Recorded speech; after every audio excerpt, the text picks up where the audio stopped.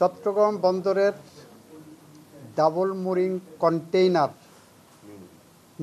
New mooring container সার্ভিসটা বিদেশি একটা কোম্পানির সাথে প্রাথমিকভাবে কথাবার্তা চলছে।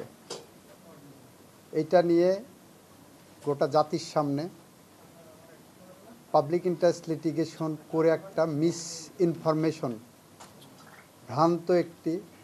বিভ্রান্তমূলক একটি তথ্য উপস্থাপন করা হয়েছে।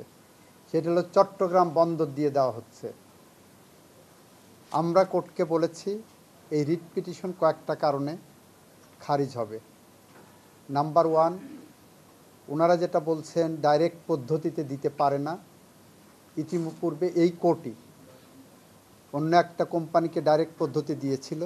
তারপরে যখন অন্যদের সাথে কথা বলতে গেছে তখন উনি রিট পিটিশন করে এসছেন, সেটা রিজেক্ট করছে সামারালি। একই পয়েন্টের উপরে আপনি আবার এটা এন্টারটেন করবেন, সেটা দ্বৈত নীতি হবে। দ্বিতীয়ত বলেছি যে রিট তখনই হয়, কজ অফ অ্যাকশন তখনই তৈরি হয় যদি কজ অফ অ্যাকশন তৈরি হওয়ার মতো ফাইনাল কোনো সিদ্ধান্ত থাকে। এই ইস্যুতে এখনও কোনো সিদ্ধান্তই হয়নি, ভেরি প্রাইমারি স্টেজ। এই প্রাইমারি স্টেজে আমাদের এই সুপ্রিম কোর্টের অনেক জাজমেন্ট আছে যে প্রিম্যাচিউর স্টেজে কোনো জুডিশিয়াল রিভিউ এন্টারটেন করার সুযোগ নাই। আমরা সেই মর্মে ডিসিশনও দিয়েছি। তৃতীয়ত আমরা বলেছি, ওনাদের একটা প্রশ্ন ছিল যে বিদেশি কোম্পানিকে, বাংলাদেশি কোম্পানিকে না দিয়ে বিদেশি কোম্পানিকে কেন দেওয়া হচ্ছে। আমরা বলেছি যে আইন আমাকে অথরিটি দিয়েছে, দেশি বা বিদেশি কোম্পানি।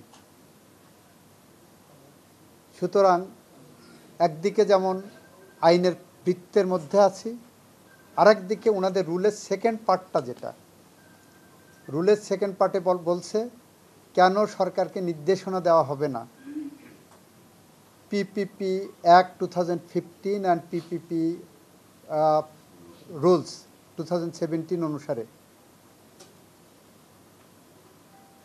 এই যে কোনো কোম্পানির সাথে চুক্তিবদ্ধ হওয়ার জন্য।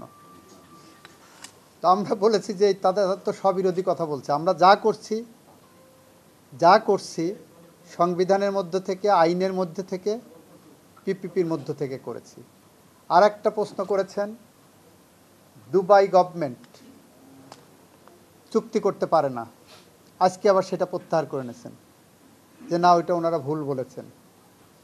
আর একটা হলো এই যে পিপিপি অ্যাক্টের আন্ডারে, সেকশন 7-এর আন্ডারে প্রধানমন্ত্রী এবং মন্ত্রিপরিষদ থাকতে হবে। যেহেতু প্রধানমন্ত্রী এবং মন্ত্রিপরিষদ নাই, সেই কারণে এই ধরনের পদক্ষেপ নিতে পারে না। তো গোটা রিট পিটিশন হলো ভ্রান্ত নীতির উপরে। আমরা বলেছি অন্তর্বর্তীকালীন সরকার যে দায়িত্ব পালন করছেন, এই সরকারের প্রধান উপদেষ্টা ইজ ফাংশনিং।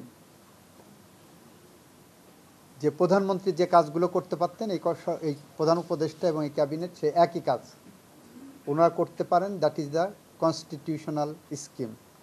এবং এইটা বলতে যে আমি কনস্টিটিউশনের 4th শিডিউলের ক্লজ 2 এবং 4 পড়ে শুনিয়েছি।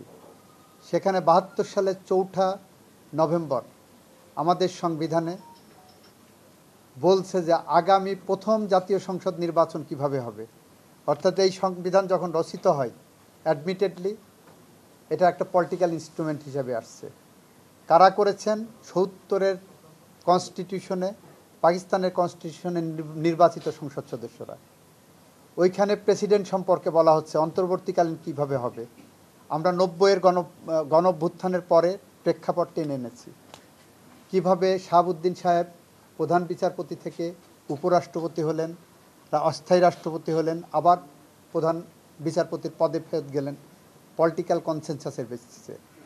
এইটা বলতে যে আমরা বলেছি পৃথিবীর ইতিহাসে রাষ্ট্র পরিচালনায় বিজয় শক্তি নির্ধারণ করে তার নেতাকে, তার সরকারকে সে কীভাবে পরিচালিত হবে। 71-এর মুক্তিযুদ্ধের মধ্য দিয়ে অর্জিত বাংলাদেশের বিজয়ী শক্তি নির্ধারণ করেছিল আমার সংবিধান কেমন হবে, আমার নেতা কে হবে, আমার দেশ কিভাবে পরিচালিত হবে। ঠিক একইভাবে এই সময় এসে আবার নির্ধারিত হয়েছে আমরা কিভাবে চলব, তারই ধারাবাহিকতায় আমরা এই সরকার পরিচালিত হচ্ছে। এখানে কোনো ব্যত্যয় নাই, কোনো সন্দেহ নাই, কোনো অস্পষ্টতা নাই, এটা আমরা বলেছি।